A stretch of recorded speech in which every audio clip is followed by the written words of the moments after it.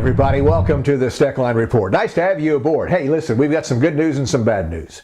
The good news is a meatpacking plant's expanding in Kansas. The bad news is we had a supply demand report. And quite honestly, we've got some good news there too, and a little bad. Stay tuned. I first got started in the cattle business. My wife and my father-in-law got me into it. I love dealing with the animals and being in the outdoors. At American Ag Credit, I know a lot of them are in the same business that I am. You know, therefore they understand what I need and what problems I'm against, so they can work with you on it, and it makes it much easier. It's been passed down to me through the generations, and I want to pass it on down to the next generation or two.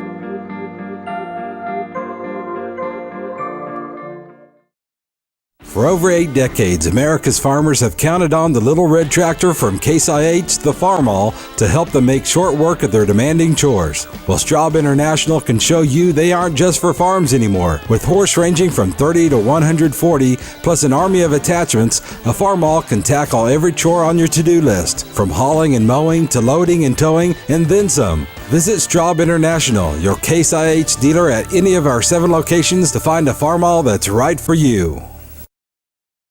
Well, folks, good news out of South Central Kansas. After a fire just a few weeks ago, kind of shut down a slaughtering facility called Creekstone Farms.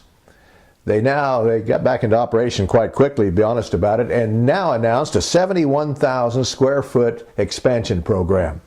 I got to tell you, that means 720 employees, hiring 300 more, so over 1,000 employees will be the case there. And this is a very, very fine operation, has been for years, and they slaughter some great Angus cattle and sell some good Creekstone Farms beef, and our hats off to them for the expansion. And we look forward to that particular part of the country expanding in the cattle industry as well. Well, we had a supply demand report out from USDA. Let me give you a quick recap. The USDA said U.S. ending stocks, which is probably the most important figure, along with world ending stocks, but U.S. ending stocks for corn were at 1.79 million bushels.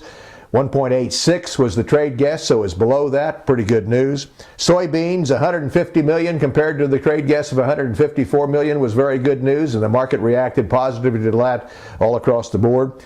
But boy, we have a tough time finding good news for wheat. 575 million bushels is the carryover now from USDA. 553 was the average trade guess. And quite honestly, 575 is not that big a deal. I'm surprised that it isn't a little bit more bullish, because I can remember when we had a billion bushel carryover, really depressing prices, but I also remember that wheat price was $3.50 then too. So that's probably the most important information out of that report, although I must tell you, the global ending stocks showed corn slightly below the trade guess, soybeans slightly below the trade guess, and yes, wheat slightly above the trade guess again. If we're going to look for any good news there, and we will have some reports coming up here on the Steckline Report the next several weeks concerning what we think prices are going to do and what other people will think prices will do for all of livestock and grain, which, by the way, the livestock sector, cattle market getting along good, so is the hog market. We've got plenty of good demand there, and shortage of supply that's going to make that market pretty strong. Again, talk about that in more detail later. But just a quick recap too on the Farm Bill. Nothing going on. They're going to talk about it again in January.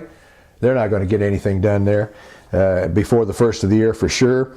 And probably as we look at the situation now, if you remember here on the Steckline Report, I told you 6 months ago that probably the best thing they could do was just extend the old one for a couple of years. That's the talk now.